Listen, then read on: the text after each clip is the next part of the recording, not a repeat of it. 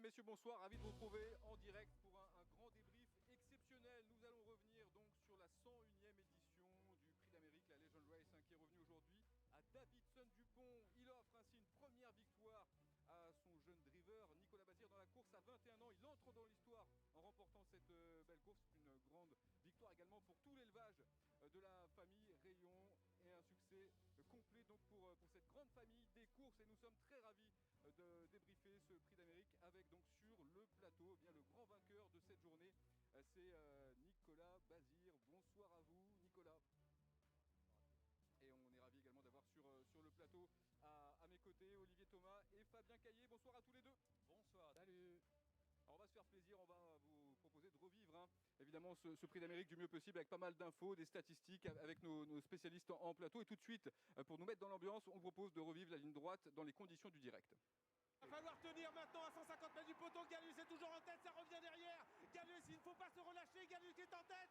Alors est-ce que peut-être cette victoire de Johan Le Bourgeois dans le Prix d'Amérique? Attention car Nicolas se rapproche à l'extérieur. Nicolas Bazir à l'extérieur de Galus. Nicolas Bazir qui vient lutter avec Davidson Dupont face à Galus qui s'est imposé. C'est extrêmement serré entre Galus et Davidson Dupont. Est-ce que en dehors, Davidson Dupont a gagné? C'est très très pointu pour la victoire. Ah oui, c'était vraiment très serré pour la victoire. Franchement, au passage du poteau, c'était difficile d'affirmer quel cheval avait gagné. D'ailleurs, tout de suite, on va vous proposer de regarder la photographie pour voir ce qui sépare à l'arrivée Davidson Dupont et Galus. Et on voit au passage du poteau qu'il y a un nez. D'ailleurs, Nicolas, vous me disiez tout à l'heure, avant qu'on débute l'émission, qu'au passage du poteau, vous ne savez pas si vous avez gagné.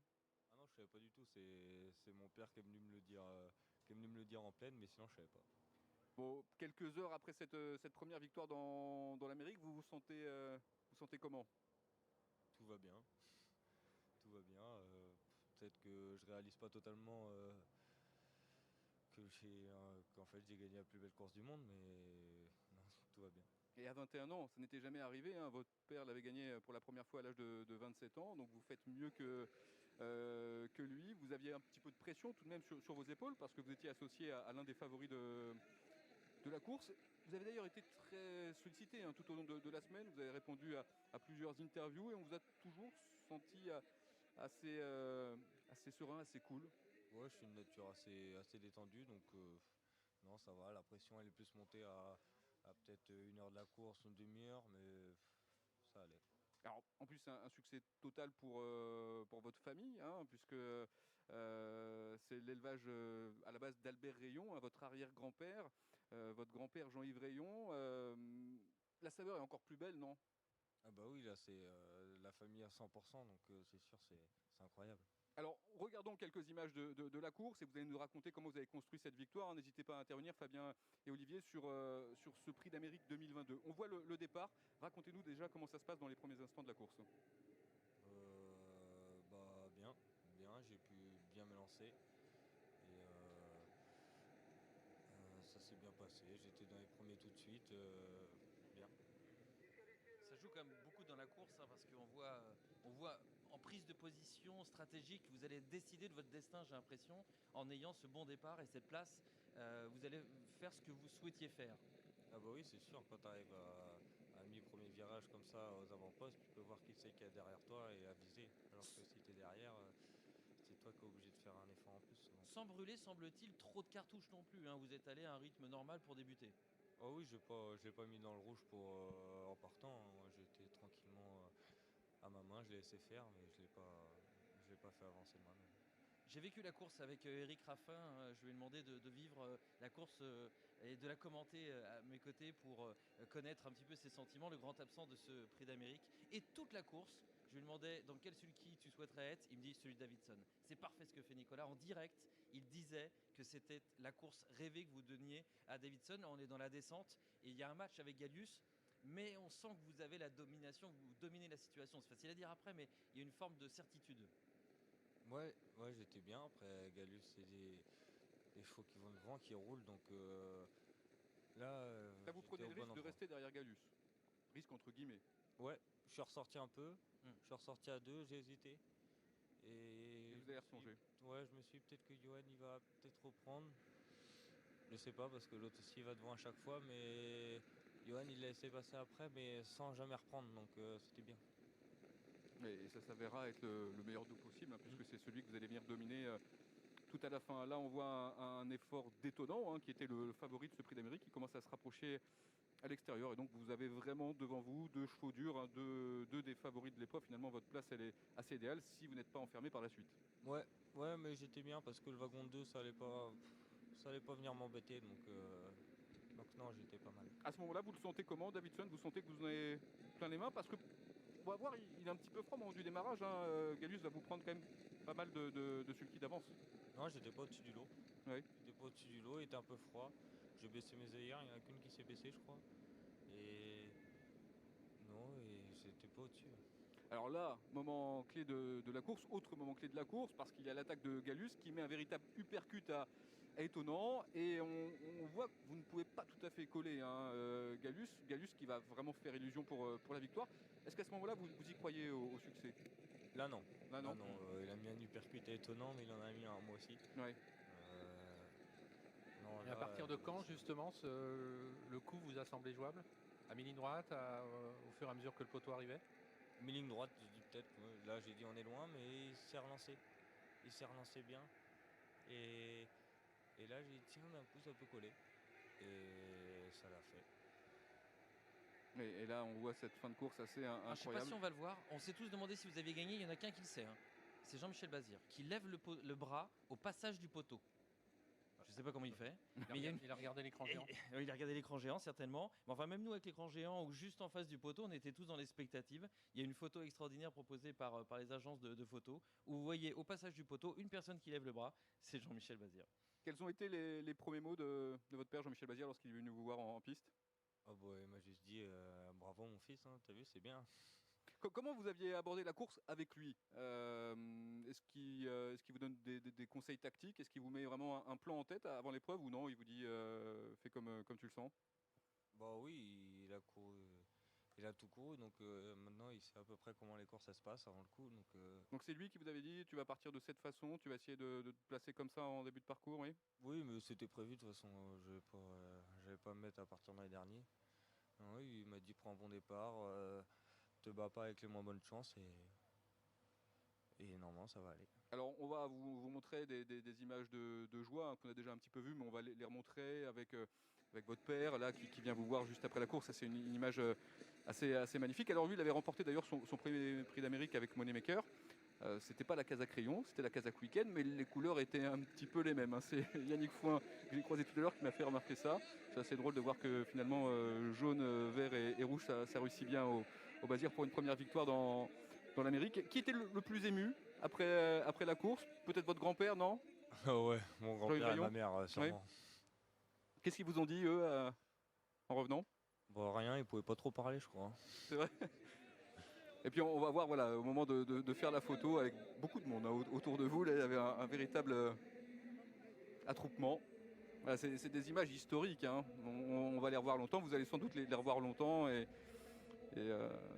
c'est vraiment un grand jour pour vous. Alors peut-être que vous le réaliserez un petit peu plus tard, mais voilà, 21 ans pour remporter un prix d'Amérique, c'est tout simplement exceptionnel, ça n'était jamais arrivé, donc on peut vraiment vous féliciter. Fabien. C'est l'histoire d'une construction de carrière également avec ce cheval qui est en effet l'héritage d'un élevage très important, celui de votre famille, de la famille Rayon, et d'une construction de carrière où on est allé pas à pas, on ne s'est pas affolé avec Davidson Dupont qui a monté les échelons un à un pour arriver en bon trotteur français à l'excellence à l'âge de 5 ans où il a remporté son critérium des 5 ans, et puis ensuite il y a eu cette formidable saison où il avait remporté ses groupes 1 avec le Sélection, avec les autres groupes 1 dans la même saison, et cet avènement, le grand absent, même si on doit faire abstraction puisqu'il était absent, mais quand même, FaceTime Bourbon avait devancé Davidson 2 années consécutivement, et la logique est finalement respectée, puisque après 2 deuxièmes places, vous avez su transformer l'argent en or.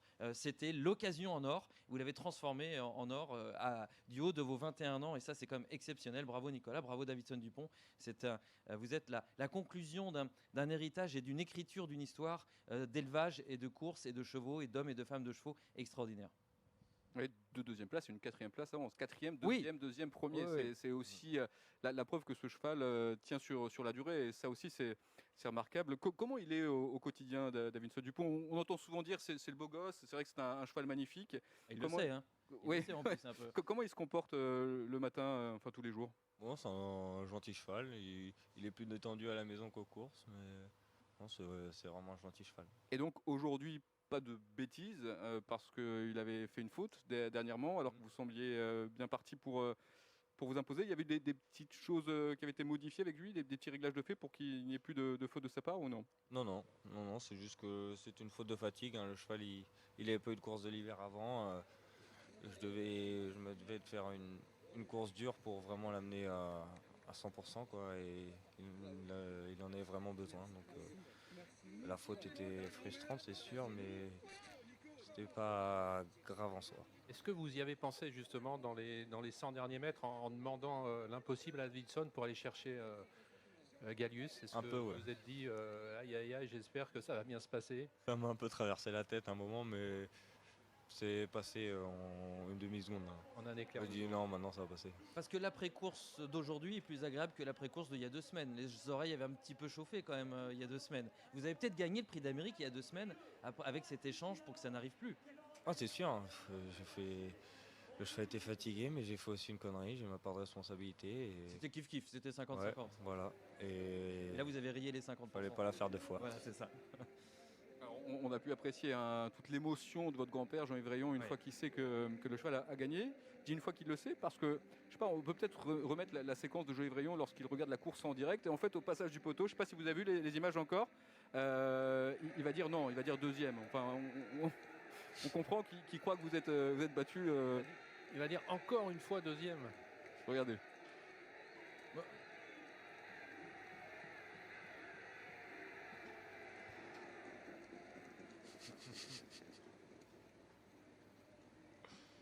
Moi, je pensais comme lui, hein, en Regardez. toute franchise. Et là, on le félicite. Au passage Et lui du dit non, non, non. Non, non, c'est pas gagné. Mais si, c'est gagné. Et l'étreinte avec Céline, c'est beau. Voilà, votre mère qui embrasse votre grand-père. Ça vous fait quoi de voir ces images, Nicolas? Ah, c'est beau parce que c'est un peu le travail d'une vie. Il a toujours eu des chevaux qui ont de la qualité, qu'il en a toujours pris soin et il le mérite vraiment. Et on rappelle que la Kazakh, c'est la Kazakh de l'écurie Albert Rayon. Ça, c'est le nom de votre arrière-grand-père. Ouais. C'est ça. Vous y alliez rajouter quelque chose, Olivier? Non? Non, c'est bon.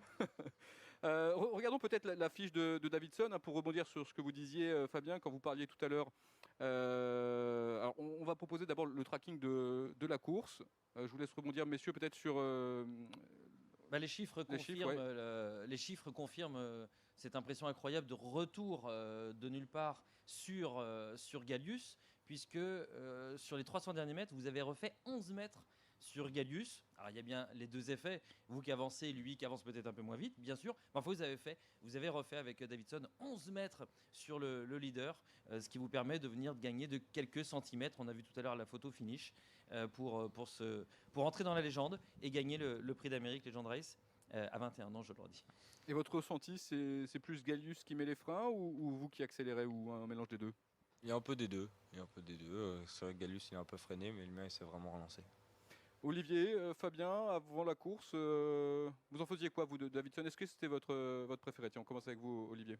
J'en détachais 3, il en faisait partie. Vous êtes parti? Ouais.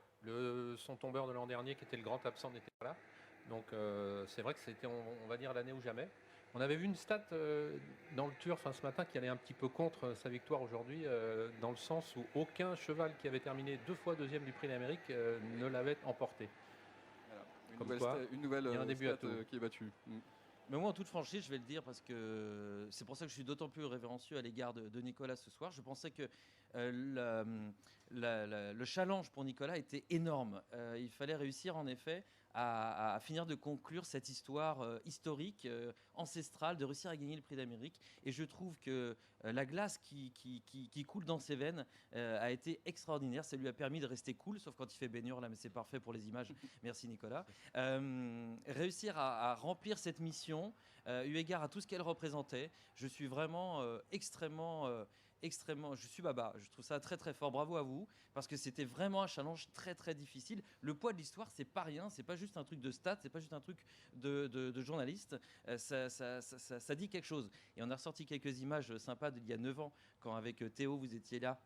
Avec les poneys, on vous en parle beaucoup, mais c'est vrai que c'est super, cette formation, cette passion que vous entretenez depuis longtemps. Théo Duval-Destin qui sera notre invité. Absolument. Il va arriver dans et quelques vous avez instants. réussi à faire ça à 21 ans, je le redis pour la 7e fois déjà depuis le début de cette émission. Je radote déjà. Non mais vraiment, donc c'est pour ça. Alors moi, j'avais pas fait de Davidson un favori. Et puis jeudi, quand on a fait cette émission avec Ilia, j'ai regardé les yeux de Pierre Vercruis et j'avais bien compris qu'effectivement, cette performance dans le Belgique, la Q6, était exceptionnelle. Et là, on a votre fiche, hein, si je puis dire, avec donc ce premier groupe 1. Oui, parce que c'est un premier groupe 1 également pour vous aujourd'hui.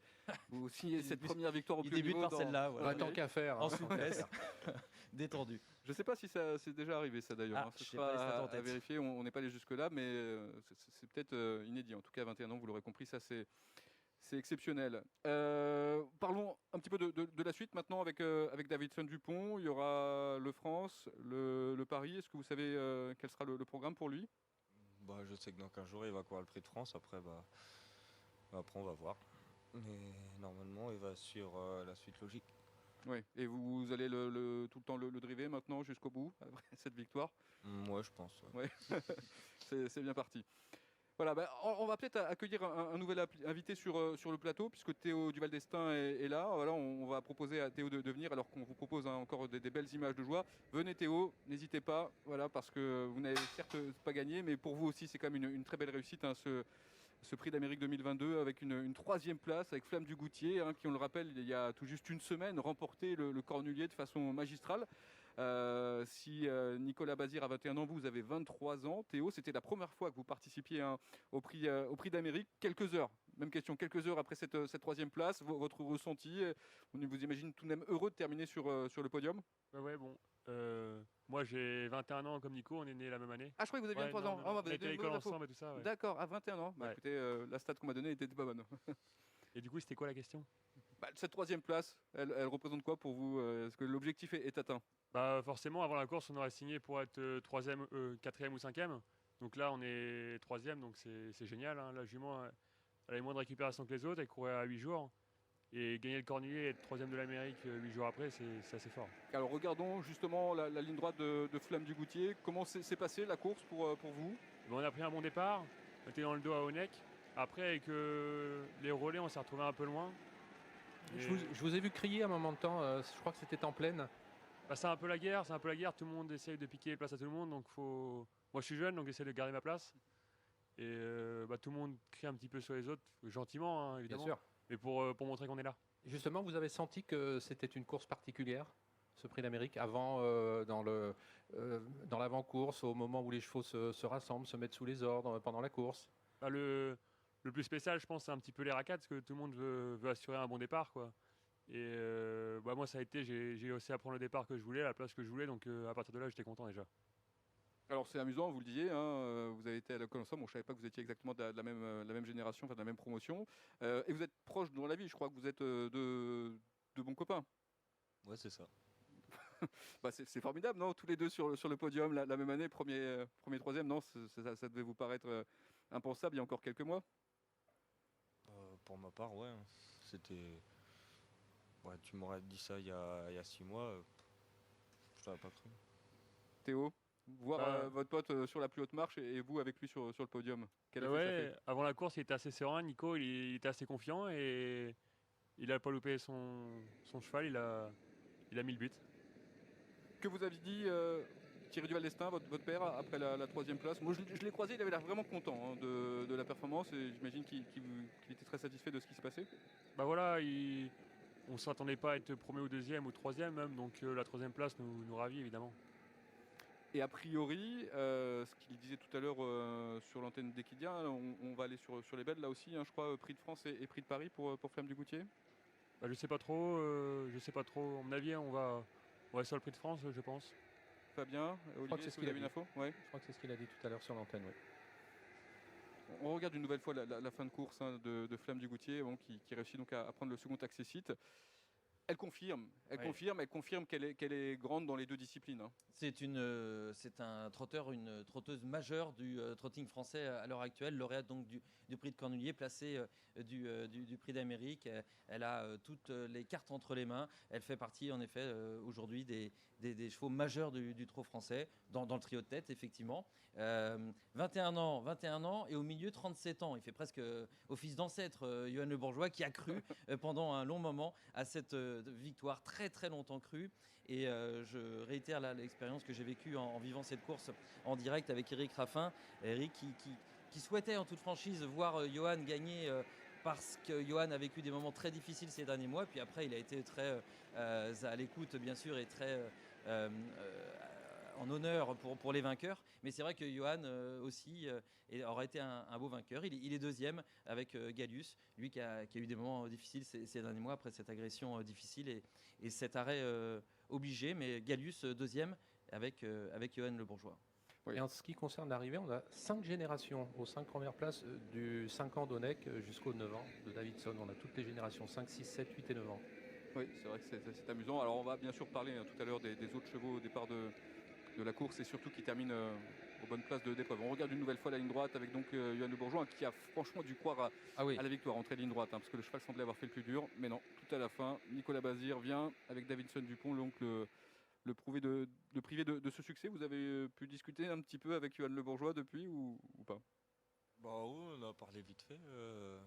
Lui, il savait qu'il était battu, moi je savais pas. D'accord, il vous en veut pas trop? Non. Ouais, j'espère pas quand même. Pour en revenir à Flamme du Goutier, Théo, est-ce qu'à un moment donné, durant la course, vous auriez pu faire autrement?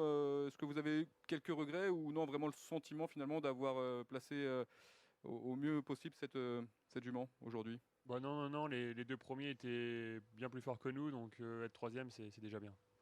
Oui, vous êtes d'accord avec ça? De toute façon, c'est une troisième place, vraiment le top de ce qu'elle pouvait faire. Surtout avec la tactique qui a été choisie, de venir finir sur les autres, c'est parfait. Cette troisième place est parfaite. Et puis il y en aura d'autres. Il y a plein d'autres courses encore à courir. On se disait la semaine dernière, elle a couru combien de fois? 43 fois, c'est ça depuis le début de sa carrière? C'était sa 43e aujourd'hui, à une unité près. Voilà, tout l'avenir lui appartient.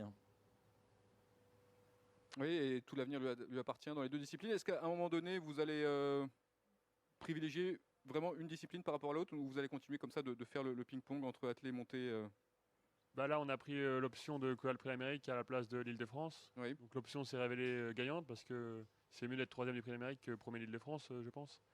Et du coup, elle va pas courir l'Île-de-France dans une semaine, ça fait trop rapproché. Et après, les groupes à monter, il n'y a que 2 groupes à monter pour l'échaudage dans l'année. Du coup, il n'y en aura plus. Donc, oui, donc ce sera forcément oui, plus athlète. s'il y a encore monté, ça sera le Cornulier 2023. On rappelle qu'au trop monté, elle n'a été vue que dans les groupes 1.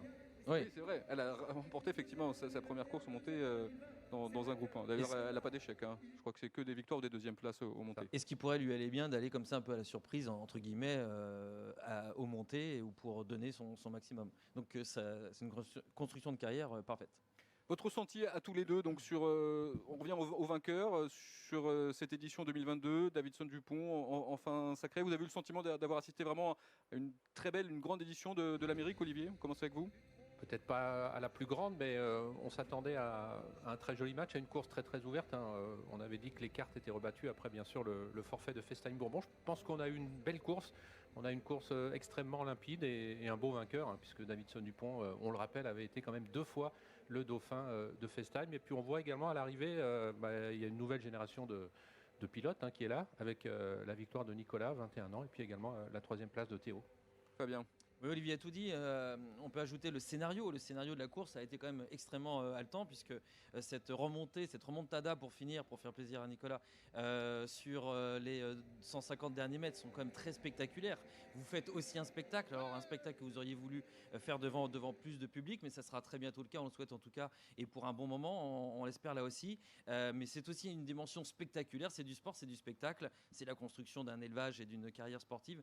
Mais voilà, ce spectacle, il a été assuré, et je trouve que dans ce cadre-là, la dimension du Prix d'Amérique cette année a été superbe, avec cette phase finale haletante et ce suspense qui n'a pas trop duré. Alors moi, j'aurais été les officiels, j'aurais fait une photo beaucoup plus longue. Mais bon, on n'est pas que dans le, C'est vrai que ça a on été n'est pas plus que dans le rapide que spectacle. Ça a d'habitude. été super rapide. On n'a même pas affiché photo, je crois.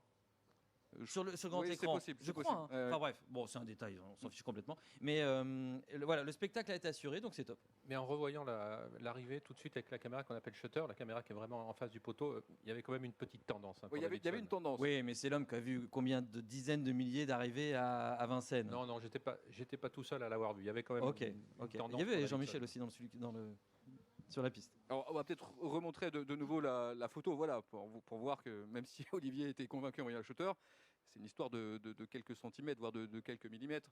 Ça vous fait sourire, évidemment, Nicolas. Ouais. Celle-là, vous pouvez la mettre dans un cadre. Hein. Ouais, celle-là, je vais peut-être la prendre. Voilà, bah en tout cas, merci à tous les deux hein, d'être venus débriefer ce prix d'Amérique avec nous. On est ravis de vous avoir eu sur le plateau. On est ravis pour vous, surtout, hein, de cette victoire, Nicolas, et de cette 3e place, Théo, hein, parce que c'est vraiment super pour vous d'un point de vue personnel. Je pense que vous allez pouvoir bien profiter de ça ce soir. Vous avez prévu d'ailleurs de vous retrouver, de faire la fête ensemble ou pas? Chacun de son côté? Pas encore, mais ça peut faire. C'est jamais. Ça peut arriver, très bien.